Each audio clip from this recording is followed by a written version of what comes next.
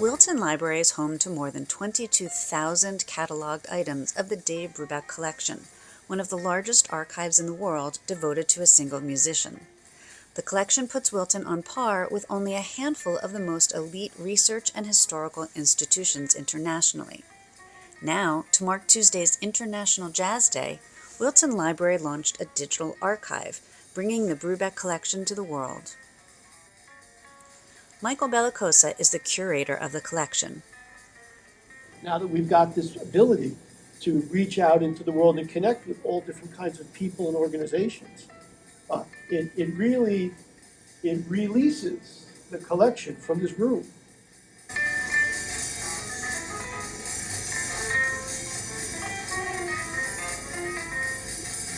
The peer group that we're in, if you look at jazz archives related to an individual performer musician, is Duke Ellington materials at the Smithsonian, Ella Fitzgerald materials at the Library of Congress, Benny Goodman materials at Yale, Louis Armstrong has an entire house and music center in Queens, and then there's us with the Brubeck collection.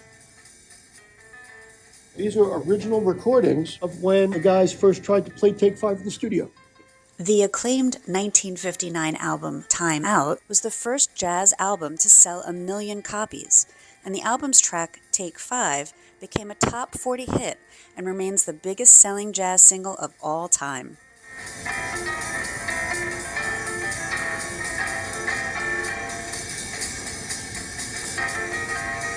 Brubeck's family decided the collection belonged in the town where the musical legend and his wife Iola called home, and where they raised their 4 children.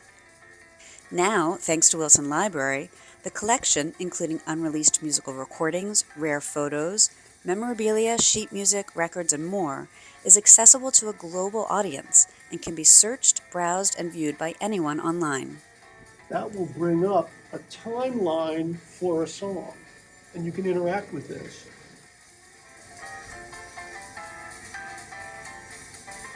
The collection also includes materials attesting to the important role Brubeck played in the civil rights movement and promoting racial equality.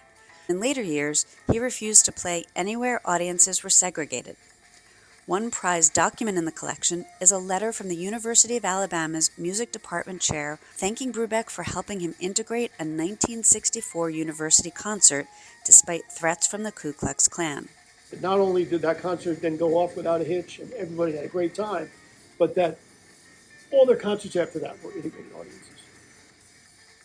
Wilton Library has taken extraordinary steps to allow anyone to take a groundbreaking, deeper dive into Brubeck's world, from curiosity seekers and fans to researchers, authors, and academics. We'll also offer online exhibits, which people can view the same way they would view an exhibit at a museum.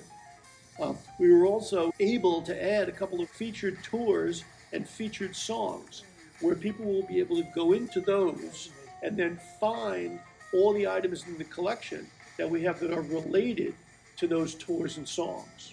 And you can follow the song through time.